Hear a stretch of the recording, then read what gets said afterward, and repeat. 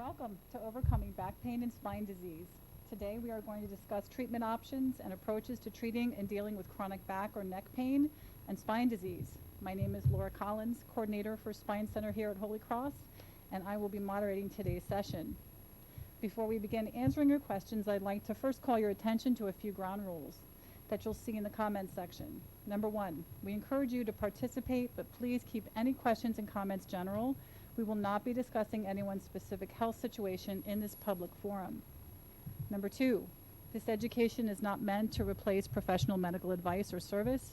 Personal health problems should be brought to the attention of the appropriate health professionals.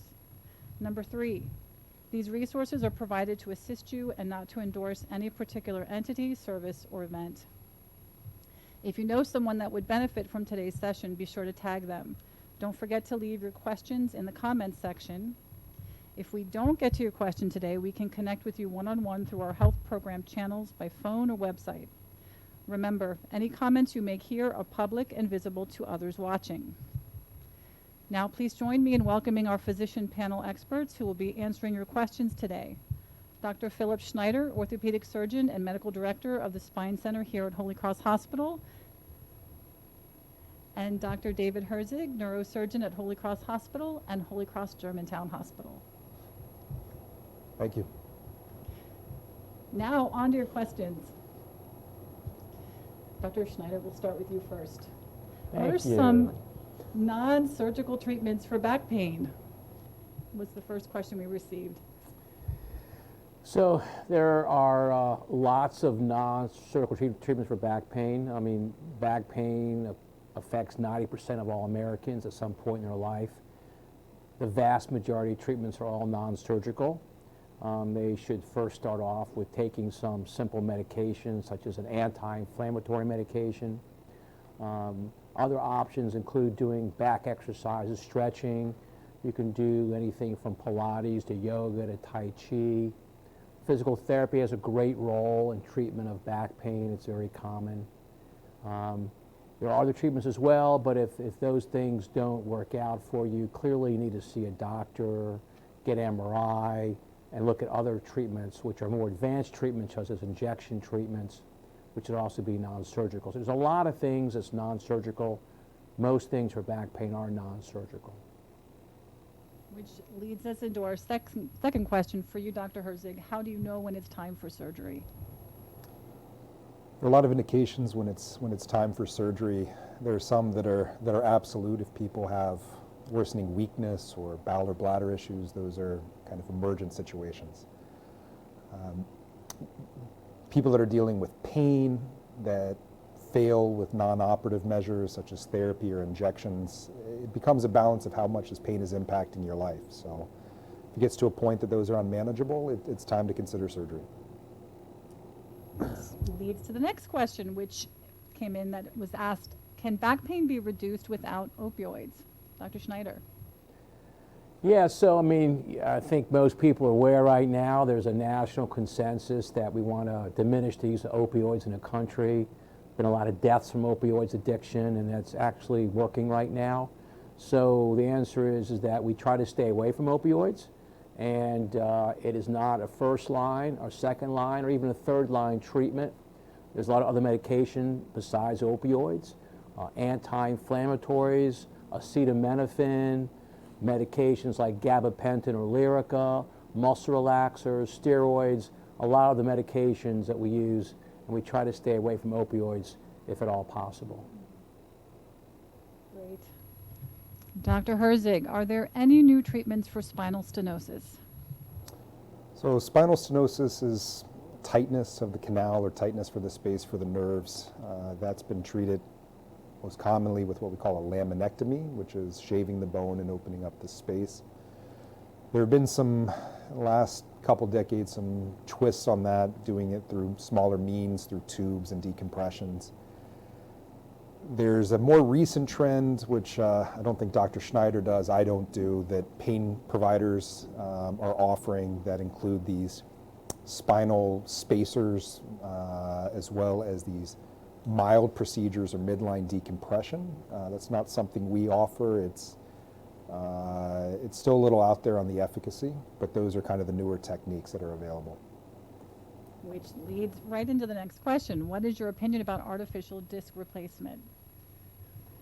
So in terms of artificial disc replacements, there's two places you can have it in your neck or have it in your lower back. So the disc replacements in the neck, which is called the cervical spine, has actually shown good results. In fact, in people with multi-level fusions, maybe even superiority to cervical fusion results. So artificial disc replacements in the neck are good and are here to stay. Disc replacements in the lumbar spine, the lower back, have not been as effective, and most of the devices have all been taken off the market. Companies have gone bankrupt. The devices have not been as effective and therefore are only used in small pockets in the country around the world. So disc replacements, good for the neck, not so good for the lower back. Great. Dr. Herzig, the question is, what are the treatment options for degenerative disc disease? So degenerative disc disease basically is a radiographic finding that your disc has lost hydration, and it doesn't look like you're 15 years old anymore. So it's, by the time we turn 40, almost 100% of us will have some of that finding on an MRI, that it doesn't necessarily warrant treatment.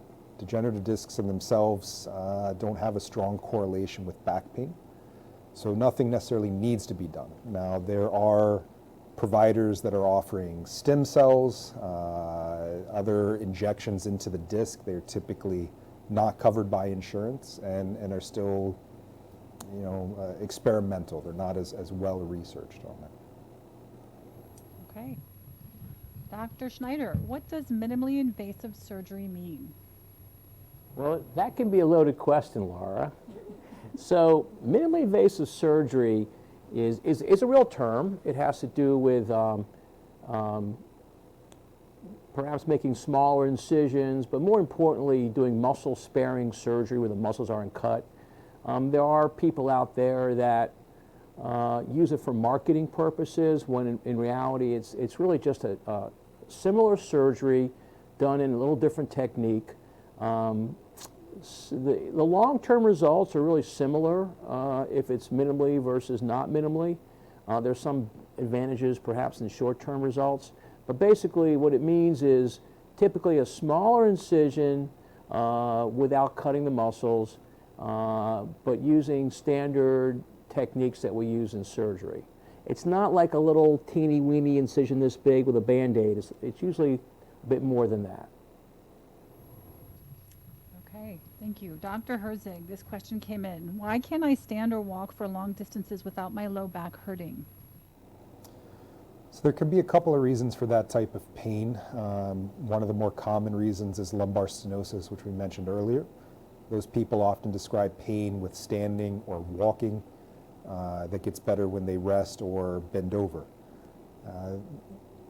In addition, people can have, we talked about degenerative disc, sort of what we call mechanical back pain. That's pain when sort of standing and placing bone-on-bone pressure. Either one of those can be a cause, but if it's been a persistent symptom, imaging can kind of sort out what the etiology may be and if there's options to improve it. Dr. Schneider, what can help back pain caused by arthritis? So this is kind of the similar questions we've kind of gone over already. You just heard Dr. Herzig talk about. So arthritis is also seen with degenerative discs. Arthritis is very common. It's a very common cause of back pain. Arthritis is basically the joints of your back losing some of the articular cartilage, very similar to knee arthritis or hip arthritis. The treatment's similar. The treatment is anything from using, again, arthritis medication, which is an anti-inflammatory, doing physical therapy, exercise program. There are some injections you can get for arthritis. There's something called a medial branch block or a facet joint injection. There's something called RFA or radiofrequency ablation for arthritis sometimes. On a rare occasion you do surgery, but very rarely. It's almost always conservative treatment. Thank you. So the next question has a word, if you could explain what that is first, spondylolisthesis. And the question is, when is surgery indicated for spondylolisthesis? Dr. Herzig. Spondylolisthesis is when one bone is positioned in front of the other, sort of a slipped bone that some people will call it. Most commonly seen at the L4-5 level, and it is typically a result of aging and arthritis where the bone sort of settles in front. As opposed to children that these slips can progress and cause issues, most of the time in adults it sort of settles in place that it doesn't necessarily warrant immediate intervention. But it can often be associated with lumbar stenosis and sciatica and pinched nerves, that it's the same as other surgical indications. When your pain is not being well managed with conservative measures, then surgery is certainly a consideration. And what is the surgery for that? So there's a lot of what ifs, okay? Oftentimes as part of the workup we will get x-rays of people moving to see if this slip moves. The other question is back pain versus leg pain. About 2 years ago, 3 years ago, a big publication came out through the New England Journal that showed fusions, rods and screws, has a superior long-term result for slip discs with people with back and leg pain. Now that being said, I do a lot of minimally invasive tubular-based decompressions, that if people have predominant leg pain, you can just do a shaving procedure that should not destabilize them to warrant bigger interventions. Excellent. Dr. Schneider, what can relieve sciatic nerve pain in my leg is the question that came in. So a lot of answers to that question. So it depends really what causes that sciatic nerve pain. So what's causing it? Is it a herniated disc? Is it spinal stenosis? Is it spondylolisthesis that Dr. Herzig was just talking about? Is it scoliosis? Is it arthritis? Is it something outside the spine? Is it piriformis syndrome in the buttock and not a spinal problem? So the key is you really have to identify the cause of it. You can start off by doing physical therapy or using medication. You can do that. But if that doesn't work, you have to get an MRI scan really and find out what's causing the sciatica, and then you customize your treatment based on the cause of the sciatica. So you're treating the cause of sciatica, not just sciatica. Excellent. So the next question is, if surgery is indicated, is it better to have surgery when you are younger, or is it better to put it off as long as possible? Anyone? You had a great response earlier, please. So we were talking about that earlier before the show started, because this is a question that we get a lot. So the answer is that in this day and age, people live very long, healthy lives. So we don't have to do surgery like right now when you're younger in order to prevent surgery prophylactically, because God forbid when you're older you'll be too sick. So I tell people, have surgery if you need it. If you don't need it right now, don't do it. You know, if you're 10 years from now, if you're 10 years older, we can usually still do it. And maybe it would not have been necessary. It would have been unnecessary surgery. So do surgery now if you need to. If you don't need to, don't get it done prophylactically. I don't think it's worth it. So Dr. Herzig, how long does it take to recover from back surgery? It all depends on the surgery being done. Significant portion of our surgeries, whether it be lumbar discs or simple decompressions, a lot of those patients go home the same day with a few weeks of restrictions and are back to their normal lives within 6 to 12 weeks. If there are larger surgeries or bigger indications, those can take 3, 6 months, sometimes more to recover from. But it just all comes down to what you're having done. Do you have to wear a back brace after surgery? Not typically. Our fusions, at least for me personally, and this is all surgeon-based, there's not really a standard guideline, but most patients that undergo fusions in this institution are provided with the back brace that, for me, I tell people this is really like a thunder blanket for dogs. It's more of a security blanket than it is providing any additional success to the surgery. So some people find that it limits their motion and kind of reassures them what to do, but it's not essential for their recovery. Yeah, I tell people, I'm in the same wavelength with Dr. Herzig. I tell people that it's not absolutely mandatory. I think it might help with some comfort, perhaps, and give them a sense of reassurance. I think it decreases, might help some with swelling, edema. But we usually are putting in screws and rods in your back usually, and they're pretty secure. So it's more for comfort. Excellent. So the next question is, why is back pain worse in the morning?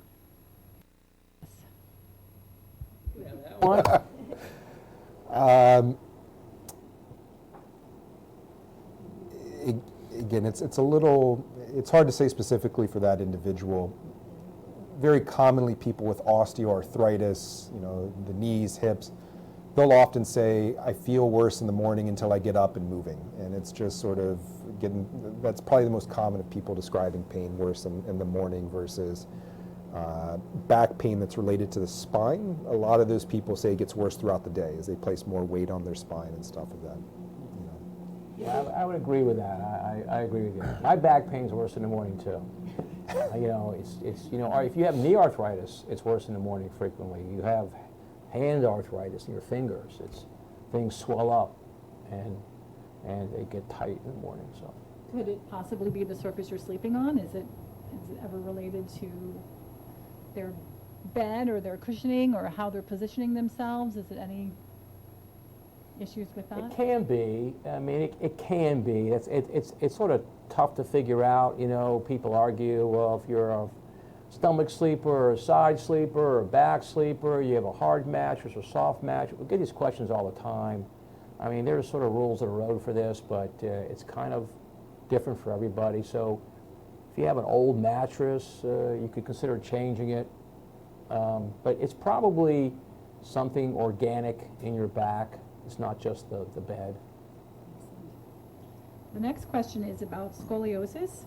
And the question is, are there any non-surgical approaches to helping scoliosis? Well, again, it depends if we're talking about a kid with scoliosis, adolescent scoliosis, or we're talking about an adult with scoliosis. So if you're still growing and you're teenage or adolescent, back braces have shown good results in preventing people from having spinal fusions and halting the progression of scoliosis. Doesn't really reverse the scoliosis, it halts the progression. That's not the case in adults. Once you are skeleton mature and you have scoliosis, there's nothing non-surgical to correct it. There are treatments like physical therapy or injections to help the pain. If you want to have surgery for it, you can make it better and correct it with surgery, but that's a big operation, and you shouldn't really do it unless you're really debilitated by your scoliosis or it's progressing rapidly as an adult. The other thing I'll add on to that is that, when we're looking at adults, a lot of people will develop degenerative scoliosis because the discs wear out unevenly that become wedges.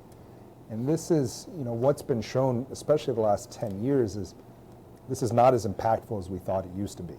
And what we've become more in tune with is actually the way your head lines up over your hips, or something we call sagittal balance.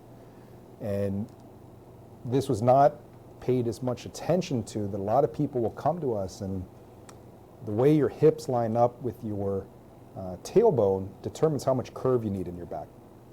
And when you do surgery, people can lose that, and it's been shown to be an exponential increase in disability, and it's just a different type of scoliosis. It's not sort of curving from the front, but it's sort of a loss of curve when looking at somebody from the side. So the next question, what is the best non-surgical approach to treating numbness and tingling in your fingers? Okay, so numbness and tingling in your fingers have many possible causes.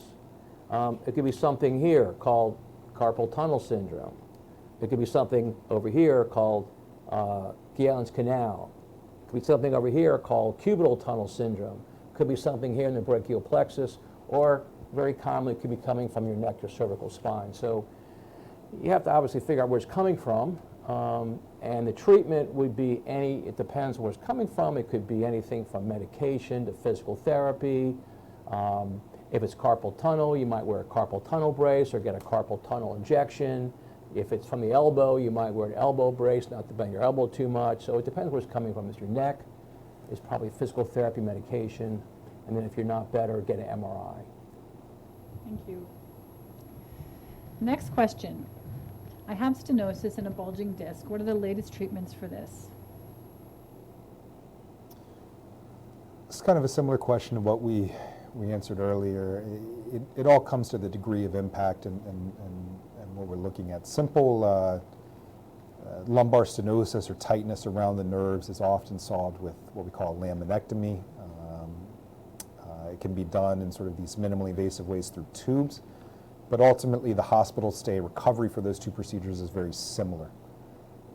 Alternative devices for bulging discs and things like that, a lot of it keeps getting reintroduced, but has never really panned out. People are trying chemical reductions again that were phased out in the 1980s. But the tried and true still decompression or discectomy is the way the vast majority of these are handled when it becomes surgical. Thank you. Next question. I have had 2 lumbar injections and still in pain. What do I do next? We have a lot of questions today, don't we? Anyway, so over the years, the pain management doctors are the ones that do these injections typically, although orthopedists and neurosurgeons could do it as well, but typically by pain management doctors. And they used to do 3 in a row typically over the years, and that's found not to be quite as necessary.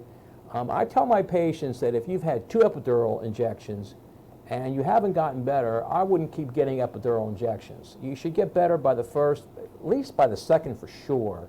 You should be making good improvement. And if you're not, I wouldn't keep getting them over and over again. Now, what do you do instead? It depends what the problem is. If you have a disc herniation, you might have a discectomy. If you have stenosis, you may have a laminectomy. So it depends what the underlying cause is, but I wouldn't keep getting epidurals if they're not working. Excellent. Thank you. Next question. Is there anything that can be done for a patient who has worsening back and leg pain after a spinal fusion for spinal stenosis? Well, you wanted that one Yeah, before. Go yeah, for it. yeah. There you go. So it depends, there's a lot of things that can be a problem in this situation. And somebody that's had a spinal fusion that comes in with worsening pain or persistent pain, there's a few things we look at. One, was the surgery done correctly? That's obviously can always be an issue. 2, the whole point when you have rods and screws in is for you to grow a bridge of bone to connect these. It's not just to put screws in, but to fuse or grow bone. People that don't do that, they can have what we call a pseudoarthrosis. That can be a cause of pain. And then when you take the motion away from a portion in the back, the other levels work harder that they can break down and lead to the same thing that caused your surgery in the first place. And that's called adjacent segment degeneration, and that often sometimes leads to another surgery. So it oftentimes warrants further x-rays and MRI imaging to evaluate. Thank you. Next question. I have pain in my lower back and I'm unable to stand straight. What does that mean? Well, it means you have pain in your lower back, yeah. What does it mean? Well, so if you have severe back pain for any reason, whether it's arthritis or degenerative disc disease, if you're having a lot of pain, you might bend over and not stand straight. However, there are other reasons that you might not stand straight. So is it the chicken or the egg? Did the back pain make you not stand straight, or is something causing the back pain, like we talked about earlier, scoliosis, or something called kyphosis, or what Dr. Herzig alluded to, sagittal balance when you're bent over, if your head's not over your pelvis, if you don't have a proper lumbar lordosis. So you have to figure out what's the cause of it. It's frequently easily treated, again, with medication or physical therapy. It could be from muscle spasm because of the other issues as well. So it's typically something that's not too difficult to treat. Thank you. Next question. My mom had surgery 4 years ago to repair 2 spinal fractures due to arthritis. She still has immense pain and walks with a walker. Does she have any options? So it sounds like what your mom had was probably a compression fracture, which happens with people that become osteoporotic or have weak bone, that the bone sort of collapses like stepping on a Coke can. Depending on how long these fractures have been going on, some options may be available, some may not. Somebody that's had weak bone, the first thing is to get an x-ray to see if there's been any changes or new fractures. If your mom hasn't had a bone density scan to see the strength of her bone, that certainly needs to be done because it can be reversed potentially to minimize these fractures. If it, if you're within, say, 3 months or so of the fracture occurring, people do consider cement or these kyphoplasty procedures for pain. And then ultimately, you can do surgery for chronic pain, but there's a lot of risks when the bone is that weak that it's often avoided if possible. I would add one thing to it, and I agree with everything you said. Is one of the issues that we see a lot is people that have compression fractures, and if you have one, you're more likely to have a second, a third, a fourth, and a fifth, and the rate increases dramatically. It can be very debilitating. And so if you have a compression fracture, you need to see your doctor, you need to get a bone density test, and you need to probably be on medication for your osteoporosis, because that will decrease the risk of subsequent fractures. So sometimes that gets overlooked a little bit, and make sure that you get treated for the underlying bone disease. And there's all kinds of medications out there that you can take. Thank you. So this is our last question, and I actually am going to generalize the question because we got a lot of questions about exercise and back pain. Do either of you or both of you want to address that? Well, I mean, exercise is one of the best ways to take care of back pain. There's lots of exercise we talked about earlier, from basically exercise you learn in physical therapy to doing yoga, Pilates, Tai Chi. There's all kinds of things you can do. Exercise is very helpful. A lot of people that have back pain are scared to exercise. They're timid. They think it'll make it feel worse, but actually exercise is very helpful, whether it's stretching or you're doing some cardio. So I'm a big believer in exercise and physical therapy. Thank you. Ditto, Dr. Herzig. I mean, I would echo it. I mean, as somebody that probably could benefit from their own advice. Weight loss is always helpful with back pain. So. Thank you so much. We are out of time, so thank you everyone for tuning in today. If we didn't get to your question, we are planning to provide additional information through our Holy Cross Health blog, or we can connect with you one-on-one through our spine program channels via phone, email, or website. Please contact our spine program on the web at holycrosshealth.org/spine, or email me at collil@holycrosshealth.org. I can also be reached at 301-754-7774. Thank you, Dr. Schneider. Thank you, Dr. Herzig, and thank you for joining us today.